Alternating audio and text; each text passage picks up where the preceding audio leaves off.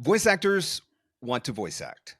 This is a universal truth. Give us a booth, a microphone, and a script, and we're in our happy place. On the flip side of that, give us a desk, a computer, and a contract, and most voice actors have just landed directly into their sad place. Yes. Unfortunately, contracts are a part of what you sign up for when you choose to start a voiceover business. My guests today are going to do their best to make that subject just a little less daunting. Welcome to the show, the sister duo, voice actor Lynn Norris and attorney Karen White. Yes. Hello. Welcome. Thank you. All I could think about, and you may or may not get the reference, White Christmas, one of my favorite movies. And as soon as I started I'm doing a show with sisters. That is all I can think about is the Sisters song from White Christmas. So for those of you that get the reference, you're welcome. That is in your head now, and you will have to search it up on YouTube. And for the rest of you, you're like, holy crap, how old are you and what are you talking about? And that's fine too. It is definitely in my head. I know exactly what you're talking about. See, there you go. That is going to be going on for the rest of the night now. Definitely. Okay, so this is an unofficial statistic, but I think that it's fair to say that about 99% of voice actors don't actually enjoy reading contracts. But tell us about some of the bad things that can happen when we don't. Let's scare them. Let's scare them into reality. I think I believe Tim Friedlander did do an unofficial poll, and you're pretty close. It was somewhere like 85-90% of people who don't have formalized contracts that use some other, either in an email or like, hey, well, we talked about it, so I think we're okay, kind of way. But Karen can give you more details about why you should use a contract or not. Well, here's the reality of all of this, that you have a contract whether you actually signed a piece of paper or not. And contracts are really not that scary, but if you don't know what you've agreed to, now that's scary. Right. Because now you have these things called unmatched expectations. And another non-scientific poll, I would guess probably 75% of litigation has to do with unmet expectations. And so if you have not thoroughly thought through or thoroughly discussed and then documented what you're actually signing up to and agreeing, you're just setting yourself up for potential hardship down the road, where you now have to leave your booth and your happy place microphone and go deal with lawyers. So that's my happy place, but it's not yours.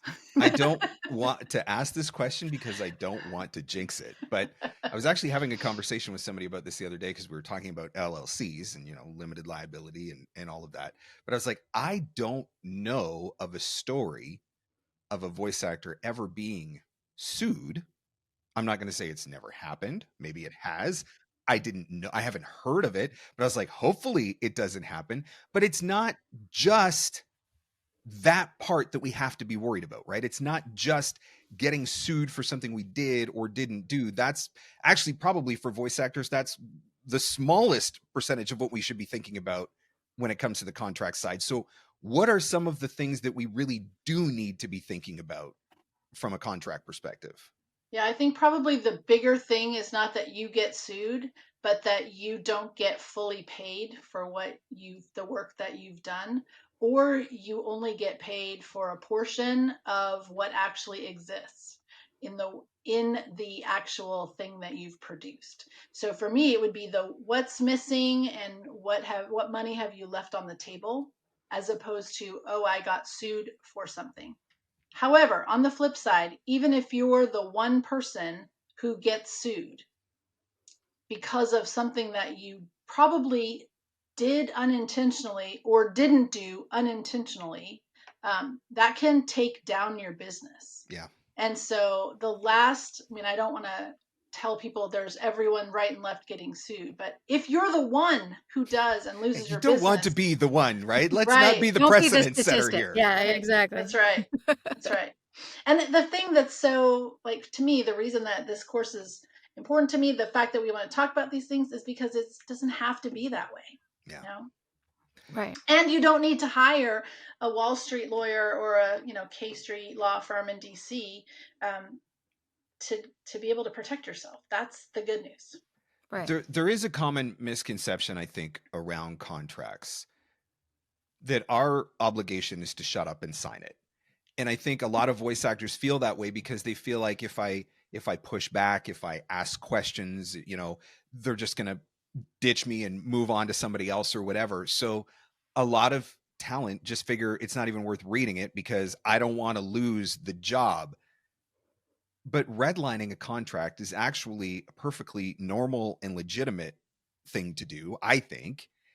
My opinion, and maybe I'm just optimistic and delusional, is that it actually makes you look more professional to the receiver because you actually read it and are paying attention to what you're doing. But talk a little bit about that. Talk about that feeling around the contracts and redlining, what that is and why it's okay. Yeah, I think that in business, not just voiceover business, but in business in general, negotiation about a contract, which is just talking about it. That's all it really means. Negotiation is a big fancy word that just means a back and forth about the terms of the agreement. I agree with you. I think it shows that you have some amount of savvy Mm-hmm. about what it is you are and are not willing to do. And there may be some things that you even ask a question about, hey, what do you mean by this? It might turn out that you're perfectly willing to sign up to that. Yep. Asking a question doesn't necessarily mean that you're going to refuse to sign it. It just means you want more information before you enter into this agreement. I don't think that shows anything other than a savvy, smart business person who's willing to stand up for themselves and for their business and for the rights that they have. I would so much rather ask the question and risk looking stupid than find Right. out a year down the road that, I signed my life away, or you now have, rights to my first child, or whatever it is. Or Like, you gave up the right to fight back if, yeah, you signed something that said that you agreed that you were part of the construction of the contract when you weren't. yeah. And maybe you signed something like that, and then you later down the road have a problem with them, and they're like, oh, well, you signed over your right to complain about it. Too bad. So you want to make sure you're not doing those kinds of things. And I don't think asking questions are a problem. I have a client that has a pretty complicated contract, and they were perfectly willing to have a conversation about it. So I think sometimes we just are afraid, oh, well, they'll have to go back to their lawyers and they won't want to waste their time and they'll just find somebody else who will do it. Now, I don't know that they picked you for a reason. You weren't just the first voiceover person they fell over. They picked you because of your audition or because they know you. So they want to work with you. So yes, maybe reconstructing the contract is too much for that moment. I had that experience as well, but for the very next contract, it wasn't. And so I was like, okay, well, just, we were able to figure out moving forward how to fix it in the next one. So does that protect me from the last one? Not entirely, but there are options. Like talking is still way better than just being afraid and Yeah, signing 100%. signing away something you don't want to sign away. It's So that the problem is you get these standard boilerplate agreements that they use for like every vendor, Right. regardless of what that vendor is. And as you start reading through it, you're like, you probably redline half of it because it has absolutely no bearing on voiceover whatsoever. And so on one right. hand, you're thinking, what difference does it make? It has absolutely no bearing on voiceover whatsoever. But on the other hand, I'm thinking, why leave it in there just in case, or there's something that I don't understand? And that I think is part of the problem. But Lynn, and you can probably speak to this because you're on the voiceover side.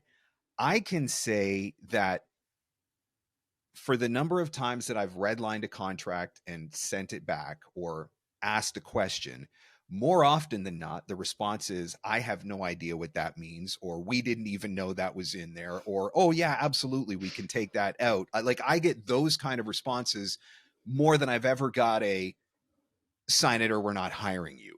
Like, Yeah. what has your experience been? Is it similar? Or? I've never had anybody say, you have to sign this one. The one time where it was like, oh, okay, well, this went through a lot of lawyers. Is there any way we can work together on this?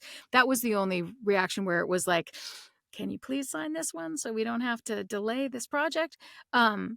But yeah, I mean, they were worried about me because I Yeah. could have easily said, nope, absolutely not. I will not sign this. You must go back and fix it. And they would have had to because they would wanted to work with me. But I mean, there are ways, of course, to have a good working relationship that you don't have that. But I think, yeah, I've also signed contracts where I have redlined things and they've said, oh, yeah, that's for other vendors. We're fine. Yeah, Yep. that's fine. Sign it. Yeah, no, we get it. That's totally okay.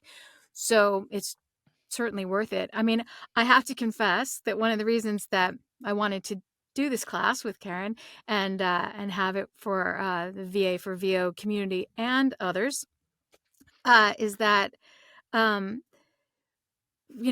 don't always use a contract. I'll sign the contracts, but I don't always use one myself. Yep. I tend to use email. I mean, I certainly Yep. document everything, have something in writing that just at least confirms what we've talked about on the phone, if we've talked, that kind of thing. But I would like to. I would like to have some more formality. So another piece of this class is to help people understand that it doesn't have to be quite so formal or quite so scary. Like you can write things in kind of in any order. And so we talk about the structure of what a contract looks like and how that, means you can literally write it on the back of a napkin if you want to. You bring up a really great point. So let's go into that, which is email. 90% of the deals that I do, right or wrong, hopefully not too wrong, I guess I'm about to find out, 90% of the deals that I do, it's through email exchange, but they will ask, so they ask me for a quote, right? So then I write back for a very clear explanation of what is the intended usage, how long is the project, all of those sorts of things. So I get all of the details outlined, and then I'll provide them a quote, and then I'll ask them to confirm. And so then they respond back and confirm, yes, it's this, and this. And my assumption was always, okay, I've got it in writing, they've confirmed, we outlined all of the things. Is that okay? Or am I going to get screwed one day? Well, I'll give you my very favorite lawyer answer, which is it depends.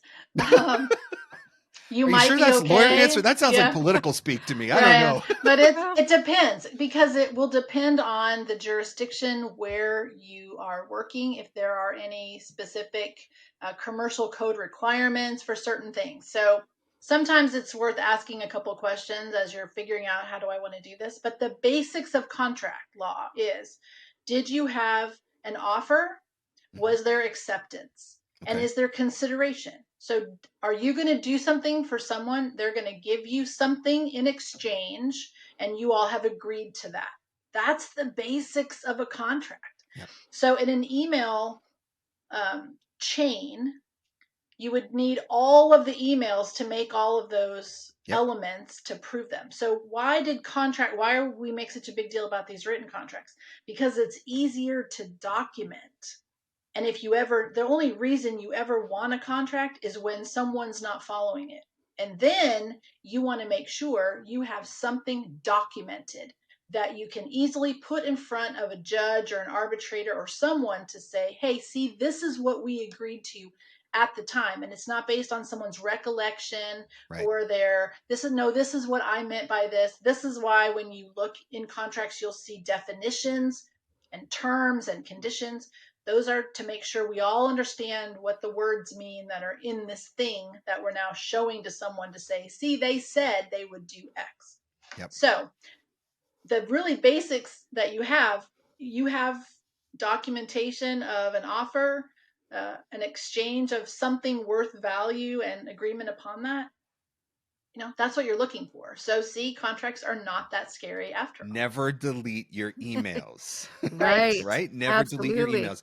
The See, other thing that I'll tell you, just to kind of throw in a little thing about emails, is Yep. that there's this thing called metadata. There's all these other things that litigators worry about. And so sometimes just having an email all by itself that's resident on your server, you may have some risk there. So one of the things that I tell folks is to take all of those emails and put them into some sort of document, like take all your emails, put them in a PDF, make them into a PDF document, put that somewhere so that there isn't any issue of you altered an email, it vanished off your server, et cetera, Right. et cetera, et cetera. So just a little pro tip there.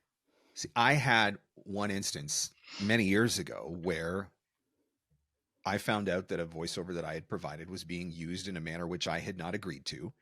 And I had the entire original email chain where everything was very clearly outlined.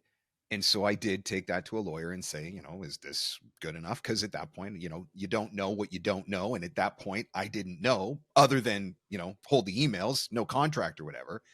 And we were able to use that to go after the client and get the payment that I was rightfully owed for what they had done. And so then, of course, after that, you're invincible. You're like, oh, well, then all I ever need is email. Then I guess that's it. I'm good to go. But I can see where there's value in having some sort of an agreement, which, to be clear, I think part of the problem is the word contract has a branding issue. Right? Yeah. When as soon as you hear contract, you immediately think like, thick as a Bible, 1,000 pages, lawyer speak, can't be understood, et cetera, et cetera. But we could literally be talking about a one-page document, could we not? We could be talking about 3 paragraphs. Absolutely. Yeah. So let's talk about a standard agreement. What's some really kind of easy standard agreement that like what has to be there? Your name, their name, the agreed usage, sign it. Yep. Like, is it that simple? Well, yeah, we go through the structure of what there's no there. Yes, there are some very basic, like what should be in a contract, Right. But instead of dictating, here's the structure, here's how you start, this is what comes next, this is the next thing, we just kind of talk about elements that you need to make sure are in your contracts. And to Karen's point, the offer certainly has to be there, the parties, who is this between, who's agreeing, who's paying whom, who's delivering what, so that kind of information. But like I said, that you could write that on the back of a napkin. If it's Lynn will mow Marc's lawn for $50,000. Agreed. What a deal! Sold. Yay! Before Saturday. Right. Okay. I mean, I have even heard of people doing video contracts. So you have, a video set up and the people are in the room and they're talking about what they're agreeing to. And, back in the day, way back in the Wayback Machine, people shook hands and they just said, this is what I'm going to do. And they said, deal. And that was it. And then it was the good old days. Those were the good things old days, got right? litigious. And then someone said, well, that's not how I remember it. And then it was like, okay, now the gates are open. And so I tend to I'm not a huge template advocate or standard agreement. Like, here's a standard agreement, just use this because this is what happens. This is why you have 1,000-page documents that no one understands what half of it means because it's just been added. And we just put this in, and we put that in, we put that in. We're thinking of everything that could possibly go wrong, which is good. It is always good to think about all the things that could go wrong when everything is good, because it's much easier to come to agreement on how we will do something when we're not mad at each other. When we're mad at each other, at the same time, though. Yeah, when we're mad at each other, we can't agree to anything because now, true. our feelings are hurt or, whatever. We feel like we've gotten ripped off, whatever has happened. So that's part of why they get so big, really, really big, is all the things that could happen. This could happen and that could happen. And if that, then that, blah, blah, blah. And so I tend to tell folks to start really, really simple. And then if you have a situation that requires some additional language, to go ahead and craft it specific for that, to kind of get away from, there's lots of businesses, no shade to them, that where people have put together templates for you to begin and to do, do it yourself. But if you don't understand what they mean, they're not any more helpful than 1,000 pages. And I think the risk there too is that you'll, templates, we think of templates as a shortcut, right? Okay, well, you put this template together, it must be good. Let me just put it in, change my name, change the project name, and move on. When lurking in the template somewhere is something ridiculous, or isn't something that will hurt you or your client, but is completely wackadoodle for what you're trying to do. And you hand that to a client, and the client's like, what is this? Because they're going to take everything you write down very seriously, all of it. So if there's a paragraph in there that makes no sense because you grabbed a template, and, we all want to do things more efficiently and quicker. So we grabbed a template and we just slapped it together, sent it off. and now you look kind of silly with maybe egg on your face because you gave a contract that was about landscaping or something. I mean, not that crazy, but This brings up a really good point, because I feel like anymore I can't have an episode of the podcast without talking about AI, and I'm not sure if that's a good thing or a bad thing, but there are Right. people, I've heard voice actors talk about this, who will go to a service like ChatGPT and get it to write a contract. Explain how that could go catastrophically bad. Yeah. It can go catastrophically bad because what AI is going to do is go out into the world with your prompt words. So if you say contract for vocal whatever, XYZ, vocal product called advertisement. And it'll pull things from all over the place that are available, just like you could do. It just takes this thing a lot faster. So then you grab all this information and you have it. But if you didn't understand the document someone else wrote and gave to you, what makes you think you understand this one any differently? It may still have those wacky words in it that are no good. So here's my thought, and I'm not trying to throw shade at ChatGPT, because it may be that once you have some education and experience, you could use it. You could go out and grab something that ChatGPT puts together, look at it, and be able to analyze it for yourself. And that's really my goal. Is I want people to be good legal consumers, that they can do some of this stuff for themselves. They don't need to always be unable to make a business decision because their lawyer didn't look at it. Sure. But when you're starting out, maybe you do need a little more help and guidance to know, as you're looking at something, to say, no, that doesn't make any sense for me, for what I need. So I'm taking that out. Or, hey, you know what? This AI generated contract doesn't say anything about AI using my stuff that I'm about to give you. That would be kind of important these days. And so there may be things missing from the contract that, unless you know a little bit about it, you wouldn't even notice that it was missing. So there's the risk. And we're not advocating that you not use a lawyer. We certainly advocate for using lawyers. Karen obviously makes her living being a lawyer. So, I mean, we're not saying that lawyers are bad. In fact, lawyers are necessary, especially if there's confusion or if you don't know something and need guidance. I mean, absolutely consult a lawyer. But lawyers are not the only people who can write a contract or who can read a contract. And we want to make people... Actually, we want to make all small business owners. This is slightly VO specific in this class because that's where we're coming from. But nothing that we talk about is only for voiceover and only for that environment. We want it to be empowering for anyone who wants to learn a little bit about contracts and feel more confident signing them and creating them. But you don't have to be a lawyer to read them or understand them. And I would argue you shouldn't need a lawyer to be able to read and understand it. If it's written in such a way that only someone with advanced legal training can understand the words, then whoa, hold up, that's not the goal. My whole philosophy was, the more complicated the language in the contract, the larger the company I must be working for, so the more money I must be getting paid. That was kind of my math equation. Not always accurate, but Or they've spent all their money on hiring lawyers to write this fancy contract. That's right. There's nothing left because of that. It's a very small fee. Right. Okay, I'm curious about, because we've talked about contracts and we've talked about agreements, and I think sometimes those words kind of get used interchangeably. Can they be used interchangeably, or is there a difference? Can you talk to that a little bit?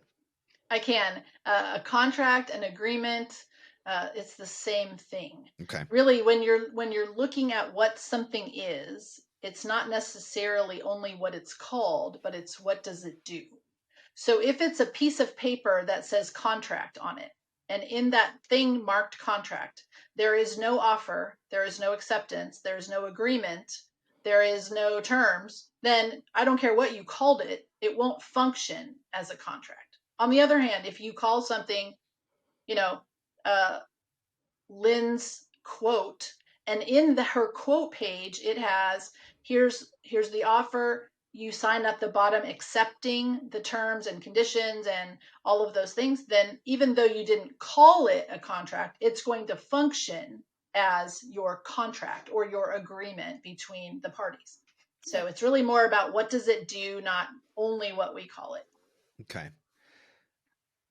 I don't want to go there again, but I need to. We got to talk about AI one more time, because Okay. let's just say that you've been the perfect model of a business operator. All the years that you've been doing your voiceover business, you've got contracts for every job you've ever done. Everything is spelled out. Everything is clear. They're all on file. You got the old school 5-drawer steel 500-pound filing cabinet in your office. The contracts are all in there for the last 25 years. But now the world has changed. And there's this synthetic voice deal, which did not exist when you had all of these contracts written, signed, etc. before. Right. Are you dinked? Well, the good news about contracts is that you can modify them or amend them. Use that word kind of interchangeably. Normally we use the word amendment before we sign something, and then we use modification after we've signed something. So if you have a long-term contract with a client and you discover that something about that relationship has changed or needs to change, then you have a couple of options. One is to write a whole new contract, which you can do if that's what you want to do, or you can do a modification to your existing contract that as long as it references this contract we signed, this agreement we signed back in 2014 that says XYZ, we're now going to add this language related to this new thing that is now in the world. And that requires you to have a conversation with that client to say, hey, look, when I sold you this product and I said that you had the uses of it, you know as well as I do that this new use wasn't contemplated, which means back to offer and acceptance and compensation or consideration. So I didn't offer this to you for this purpose. You didn't pay me for this purpose. And therefore, we don't have an agreement about that, and we need to. So let's have a conversation about it. For example, if there's some existing, voice print that you've made that they now want to use to train their AI, for example, you may need to have an addendum or an amendment to your contract that says, okay, you can use this thing that I created for you on this date for this additional purpose, for this additional money, for this additional period of time, or whatever you negotiate with them. So, two-part question. If we assume that we had the contracts in place previously and we had the offer, we had the agreement, and it did not include AI, synthetic voice, etc., do we or can we reasonably assume that we are safe, or should we be looking at going back to some of these jobs and some of these clients and asking to make an addendum to the agreement? Well, I like to assume that my clients are people who are, working above board. Like, start with assuming everybody's just trying to do a good job and the right thing, that they're not all out to get us, first of all. That's a good mindset to 100%. make Yes, I sure you're agree. working from, is that your clients are not out to screw you. But they may have a new thing that they're like, oh, we have this new technology. We got this new boss in who's really interested in AI. And, oh, we made this cool voice print. Here you go. Look what we did with you. And you're like, oh, whoa, timeout. That was not at all part of our agreement. Then at that point, especially if they're still like talking to you about the fact, like, unless they did it secretly on the side, in which case that's bad. But, if they're having a conversation like, hey, we're using your voice print. It's really cool. We want to show it to you. At that point, you can have a conversation with like, you really can't do that. And, wherever your position is with it. But yeah, there are lots of places to check now to see. There are more companies coming out with ways that you can check to see if your voice is a part of Tim Friedlander, because Nava has been doing all of the AI stuff. He posted about something, I'm going to probably quote it wrong, but they're working on software that will let you store your voice print safely, and that it'll let you use that voice print to figure out if your voice print's part of any other voice prints in the world that you didn't say was okay. So I think the more those technologies come about, plus Karen texted me a whole bunch of copyright information, and the people are working on getting protections for this new world, because we're in a new world. And I think AI is great for lots of things. I'm a little frustrated that they started with all the creatives, right? Yep. Obviously, as all the voice actors are. But, I mean, I think eventually there's going to be more protection and more regulation anyway to stop your clients from taking it the next step. But yeah, Yeah. we should be paying attention. And if you hear someone you recognize, like, hey, Yeah. Marc, did you do a Yeah. Dr. Did you Pepper do that thing? commercial? Yeah. Was that Dr. Pepper? Did they finally hire you, my friend? And you're like, no. Mm. And then you find out they're using your voice, then, Right. And then it'll be one of those discussions about if you did happen to sign one of those contracts with language in it that you didn't really know what it meant. That's where things kind of come back and maybe have the result you're not as happy about, because Usage there's in a lot of perpetuity, language. Yes, right? there's Yeah. language that seems at the time that in perpetuity, okay, I'm okay with you using it in perpetuity for this purpose, but I didn't know about that purpose, so I certainly couldn't have agreed to that. And there aren't any cases yet that answer that question. There will be. There's too many people, and there's too many lawyers and law student clinics looking at this stuff for it to not get in front of the courts, where then we'll have some more information. So right now, to me, AI feels a little like the Wild Wild West. 100%. Yeah. And in that case, which is kind of exciting to me from a legal perspective, because it gives me, if I'm good at talking to my client about what they intend to use, and I'm clear in my language about what I'm actually selling them, then I'm not tied up in a bunch of other cases and other things. It's like, this is between me and my client, and we're going to work this out at our level for our purpose, and we're not going to get tainted by some of this other stuff. So where there's some law that says, no, you can have it for whatever you want, business, and now you're kind of having to fight up against that bias in business. So I think part of it too is you think about how quickly the technology has changed. So I did a synthetic voice. I guess it would have been the end of kind of the fall winter of 22. I did a synthetic voice, signed agreement, copyright, all that sort of stuff. But it took me like 60 hours in the booth to build out that voice for the 9,000 different lines that I had to read and all that sort of stuff. And now, like literally 3 seconds of your voice, and boom, there's 30 seconds later, you would have had it done. Right? I could say anything in the whole entire world. And like the speed at which the technology is evolving, I think, is part of the thing that's freaking us out, because the technology is obviously evolving significantly faster than regulation is being developed. Although I recently did an interview with Tim and Karin from Nava, and the one thing we kept talking about was, it's an election year, and the fact that it's an election year, and the fact that AI could have a very profound impact on that might be driving some stuff to get done a lot faster. But it is one of those things that voice actors need to think about.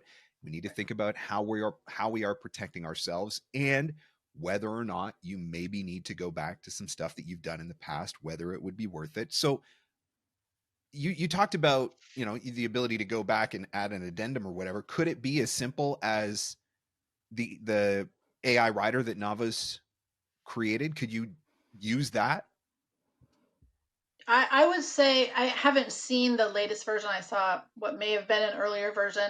I've seen a version of the writer. It may be the latest, unless they've done yet another. I grabbed the latest for our class. Okay. So yeah, we talked about it a little bit in class. We've seen it, and the issue with applying something retroactively to something that's already taken place is that you need to address that. So it may be that the writer is a really good place to start to talk about what are the kind of uses, but then addressing the fact that, look, I voice actor have been paid a certain amount but there is an additional amount that I believe I'm due if you're going to use my voice print for something else that we didn't discuss. And then all those terms that are in the rider. The thing I think is really great about Nava putting together that for you is that they've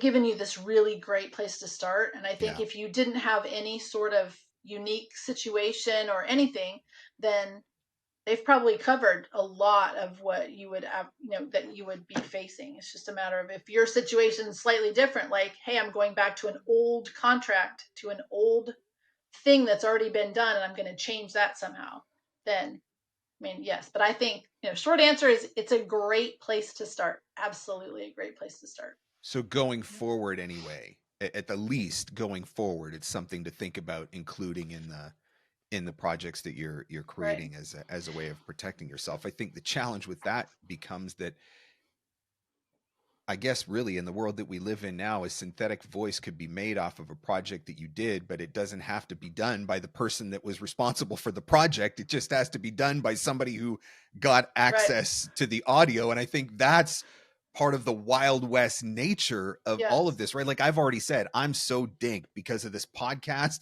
and my YouTube channel. Like I'm just, there's not, like, I'm dinked. I could send the Nava Rider to the whole world and it wouldn't matter at this point. My voice is out there so much, but right. But I it think is one something thing we need to think about.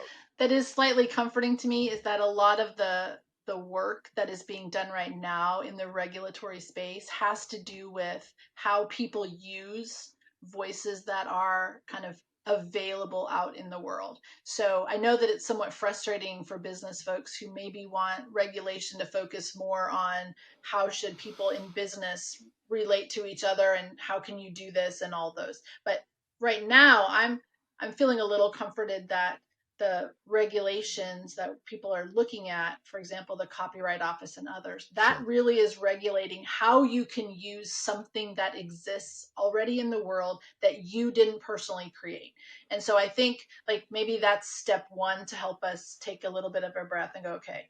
And get then, a broad-based kind of blanket solution and then start to niche it down to because industries really, and whatnot. If you're in a contract negotiation with someone, you can address that stuff. You don't need a law. You don't need a regulation. You need, sure, a conversation, yep, between you and the person that's buying your voice to make agreements about things. And then it doesn't matter what the regulators do. It's, yep, it's how do we, control, or what remedies do we have if one of these other wild actors out here does something that's, unfair?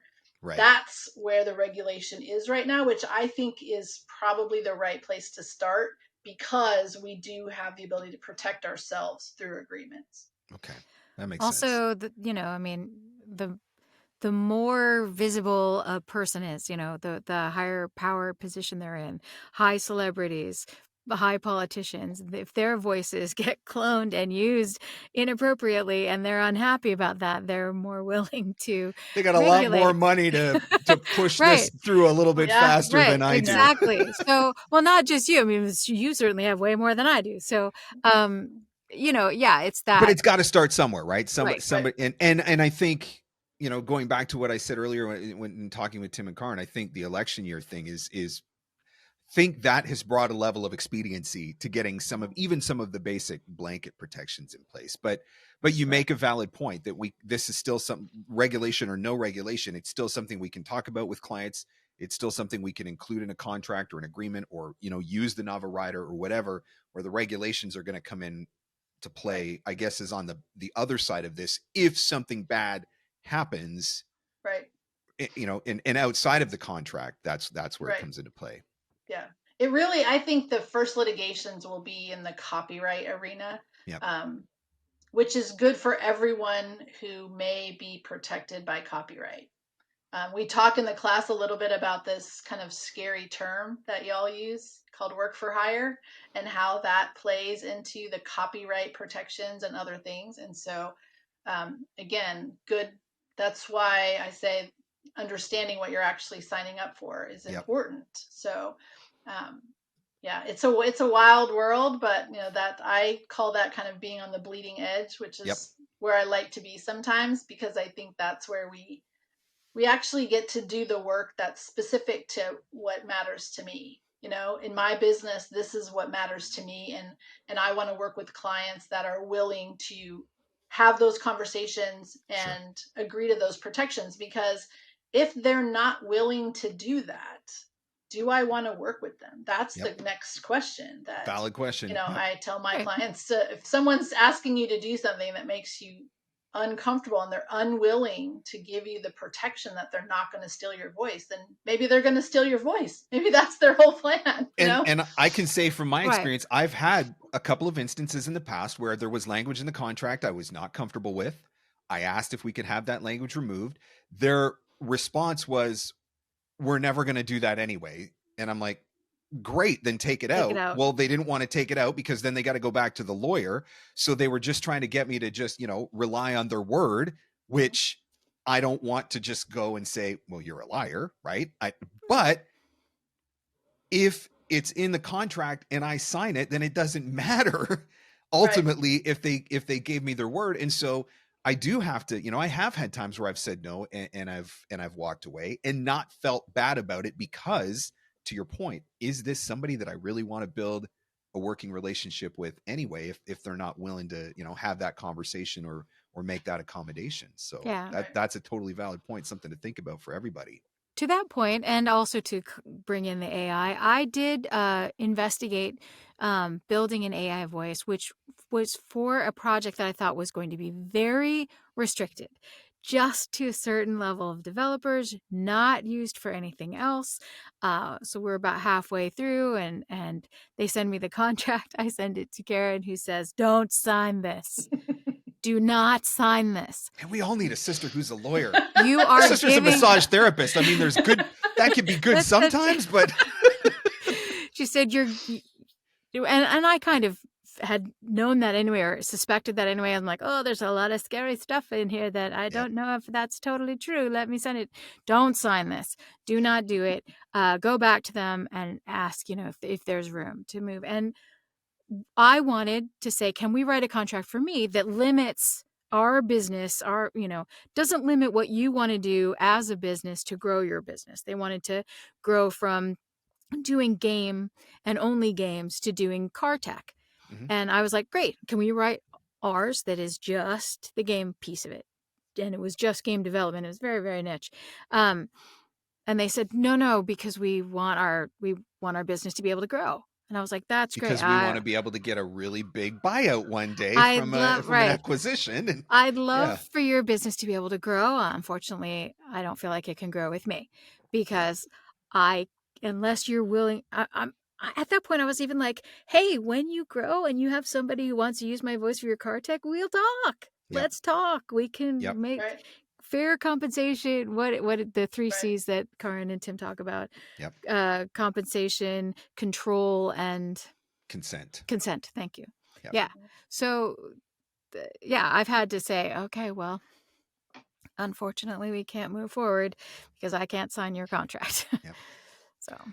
Okay, this one is a personal issue.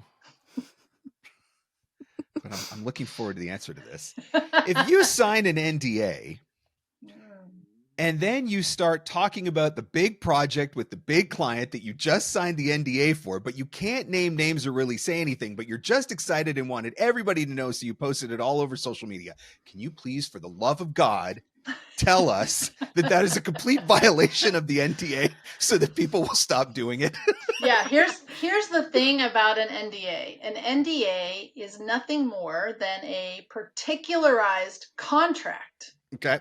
So you have signed a contract where you said, I will do certain things in order to, and I will not do certain things in order to receive some sort of compensation or consideration or whatever it was that you did. So if you then do the thing you said you would not do, you have in fact violated or breached the contract. And so, breaching a contract comes with legal consequences. So what those are, if it was in the NDA, some NDAs say what the legal consequences will be, and others don't say what legal consequences will be, which means that a judge would get to decide what are the Right. legal consequences. And the way we decide legal consequences are on, what are the damages that Hmm. are caused by this breach of contract. So it's not just oh, this NDA doesn't really mean anything.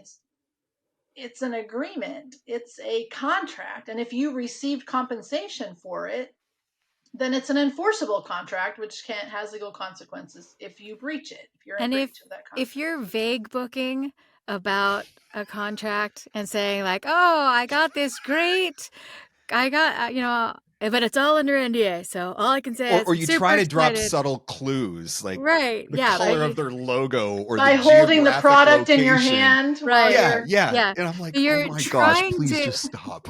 but because you're excited and you want to share, right? I get Yes. that motivation of it. Mhm. But you are, first of all, violating the contract because you said you would not share about it. And even though you think you're vague booking about it, Yep. if they could prove that you were actually talking about their project, you have violated their NDA. And Yep. some, especially game companies, look for that stuff. They are They coming for it. follow you. So They that make goes back to sure you earlier when do we said, not has there say a there word. ever been an instance where a voice actor got sued? That might be where That might be it. that Well, might be where it yeah. is, or where it will come from one day. Well, Right. I have heard rumors that actors have been fired for things like Sure. that. I don't Yep. have any facts about that, but Right. it certainly sounds like it's a fireable offense. It's just not worth it. I Yeah. get when you're excited, and but like literally, you literally are talking about the fact that you signed a document that says that you can't talk about it. So why Right. why are Your you talking? vague booking Yeah. is not gonna Yeah. save you if Yep. they can prove to a judge. And that's the Yep. thing too, that it's not hard and fast. Well, no, I mean, I could have had 5 jobs that I signed big NDAs with. Yeah, you could have, but maybe the timing is just right enough. You prove that to Yeah. a judge and they rule against you anyway. Well, and to me, I would think it's also part of a small business is your reputation. Like that's the 100%. biggest part that you bring to Yep. as a small business owner. One of the most important things you bring is your business reputation. And so breaching a contract is certainly not the business reputation that most people would want to have.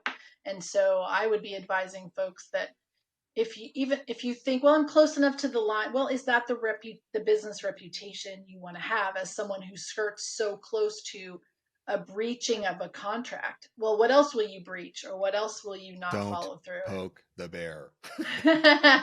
Well, Right. and when it's okay and when the agreement says you can share away. Sure. Everybody's Yeah, excited 100%. about like, 100%. hey, I can, and we do see that a lot where people say, I can Yep. finally talk about Yep. this thing that I haven't been able to talk about at all. But Totally different scenario. Yeah. don't Yeah. lead a year prior to, Yep. oh, I just got this great big NDA job that I can't talk Yep. about, but I'm super excited, so cheer me on. Like, don't do that. Yeah, don't do Right. that. Please don't do that. Okay, you heard it from a lawyer. Don't do it.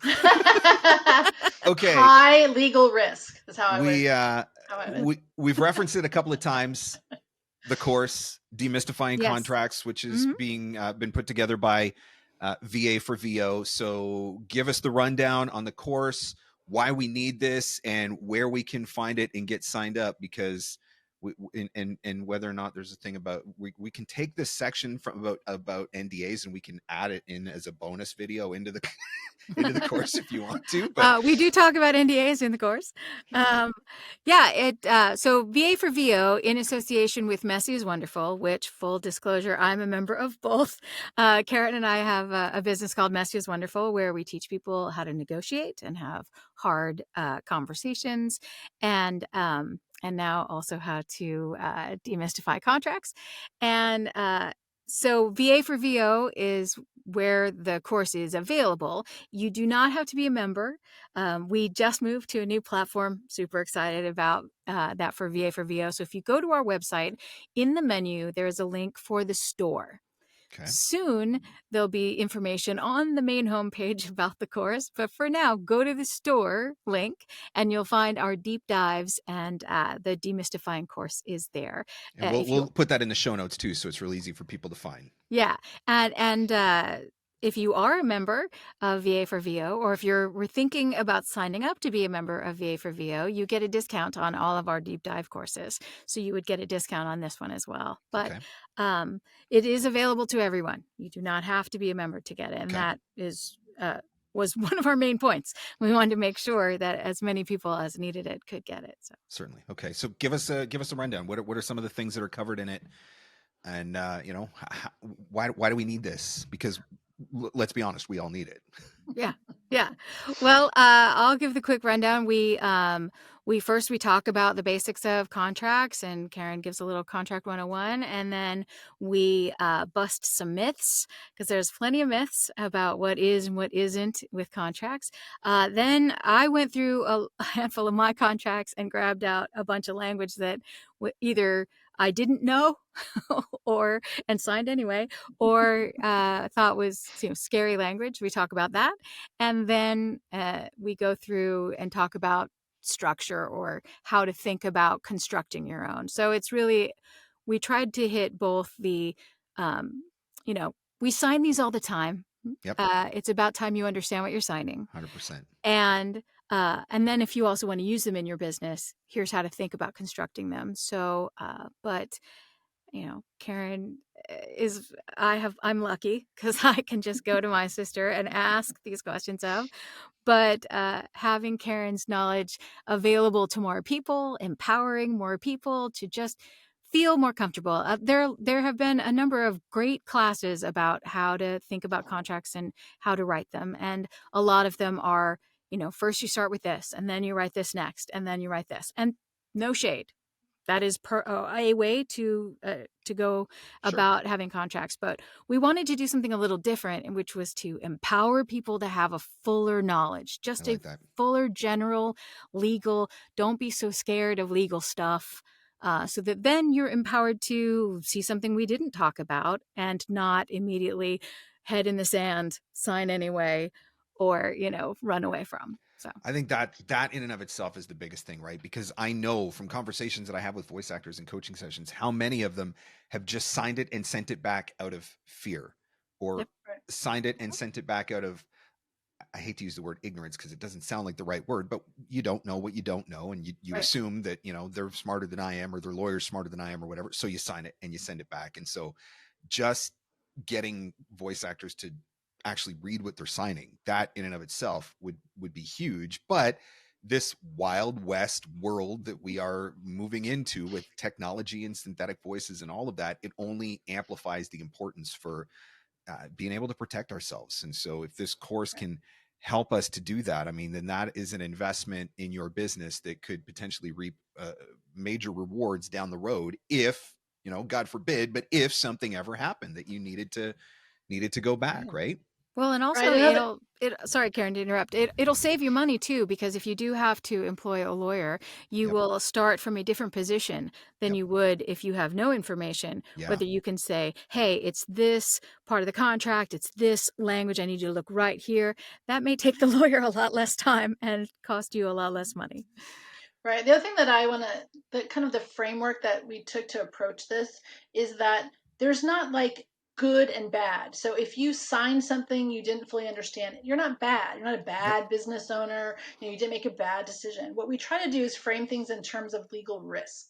And as a business owner, one of the things that you need to be able to do is determine which level of business risk you are willing to take. So you may be in a situation where you say, I can take more risk here and I'm willing to, but you can't do that if you don't know what the risk is. Then you can't accept it. And then you end up just completely operating from a place of fear, or this place of disempowerment and imbalance between the creative and the client. And there's no need for that. Like, the clients value you bring something valuable. And I want VOs to value themselves too, to understand that, they're not the help here. They're the creative, they're the content, they're the thing that is at play. So we want to take that like energy and move it into empowerment with contracts too. One of the most grown-up phrases that I ever said in my life, that I thought at the time anyway, was, I have to send this to my lawyer. which is one of those phrases where I thought, never in a million years was I going to say, let me send this to my lawyer. And now here I am, 10 years into a full-time business in voiceover, and I've actually used that phrase more than once. Right. Right. This is part of the business. It's part of the Yes. business. And if you're going to operate your business like a business, it's something that you certainly will never hurt for having at least a basic knowledge or understanding of. And so, Right. a course like this that can, do that, demystify some of this process and make it a little bit easier to understand, absolutely to everybody's advantage. Okay, so we know we got to click on the store button. Give us the URL. It is VAforVO.com, and Okay. then go to the menu for the store. FOR. Yes. Oh, sorry. VAforVO.com. Yes. Okay. Thank you, And Marc. again, we'll put that in the show notes so you can find it there, and be able to look that up and get signed up for that. And it is available. It is now. available now. It Yes. is available now. Okay, perfect. So this is what this is your homework assignment now. I mean, you got to go and do the thing, as I like to say. Well, Lynn, Karen, thank you so much for coming and having this conversation. It's it can be really intimidating, right? Especially if you've never done anything like this before. And the first time that you read one of those contracts that you don't know if you want to cry, or if if you want to, if it makes you feel like, oh, I'm a legit business now. It's a very conflicting feeling. Right. On one hand, I'm like, I'm a boss now. And on the other hand, I'm like, I just want to I'm cry. a boss. Oh no, I'm a boss. I'm the boss. Yeah, Ah. but it's part of the business. And so thank you so much for sharing some of the things that you've shared to help us to understand this a little bit better. And I know Absolutely. that the course will be a huge help to any voice actor who goes and signs up for it. So Yeah. thank you for that. Thank you. We just one last thing. We split the course up, so it's a number, not a number, but a few modules, so you don't have to sit through and slog A through little easier to everything. consume. We broke it up. I mean, one of them is a little long, but we broke it up so that you're not sitting through a lecture that's days Right long. on. So But it's so Awesome. interesting. You will not. It will fly by. Like I said, I mean, if it saves you from a situation, right? And everybody thinks, I thought I would never be the guy that was in that situation until I was the guy that was in that situation. And having the right agreement in place saved my butt and put multiple thousands of dollars in my pocket as well, because I had something that I was able to go back on. And so, you think that it won't happen to you, or your business is too small, or I'm too new, or whatever, but it can, and it does, and protect yourself. So I call it the umbrella theory of life. When I have an umbrella, it does not rain. Yep. So when I have a contract, I don't need it to the same extent. There you go. Makes perfect sense. All right, ladies, thank you so much. I appreciate it. Thank you. Thanks.